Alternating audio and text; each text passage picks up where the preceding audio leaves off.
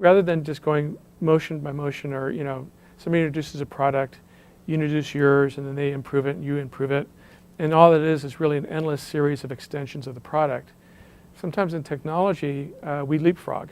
So rather than just going measure against measure over a long period of time, we actually find or develop a technology that overshadows and brings everybody over to a new framework. So if you think of the cell phone and where it started as the Motorola brick, along the way, someone got the idea of, can we add a camera? Can we add other functions, calendaring and so forth, that all of a sudden now it's not a phone anymore, right?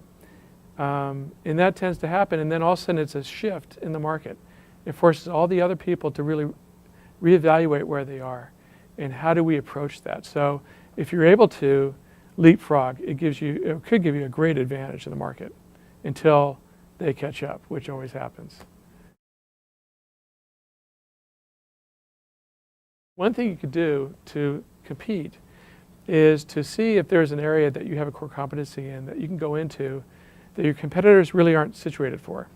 So let's say you're a manufacturing firm and you're manufacturing trailers, for instance, but you come to realize that actually your capability encompasses different types of trailers that your competitors really cannot manufacture or design.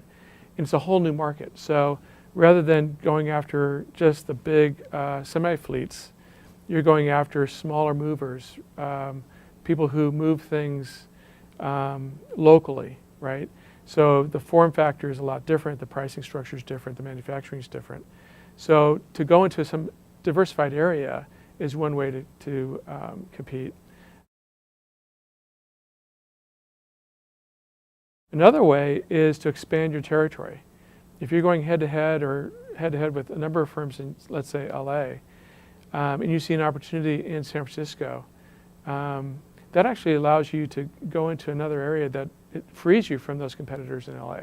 Now there may be another set in San Francisco, but it's I think one common approach that a lot of firms take, and that even includes firms that are based in the States that all of a sudden really start looking at South America or Canada or even Europe and other parts of the world as viable markets. And they actually take what they have, modify it, and then go to market or manufacture abroad. And there you're really diversifying outside of the geographic area. The guerilla is common when, especially if a firm is smaller, or just understanding the market where they think the market's going to actually react in a more positive fashion when the brand becomes very familiar, is very close to, and is very knowledgeable about the market. So for instance, if you have some type of a beverage and you're going after teens, it's a different story than just being the Coca-Cola or the Pepsis of the world with big advertising. They could look at, well, how do we intersect the teens' life, their lifestyle at different points, right? Is there something we can do at their school? Is there something we could do with their sporting events at levels that the bigger players never get into? And that actually is good for the smaller player, because the big players cannot respond to all these small firms and all the guerrilla tactics that they take.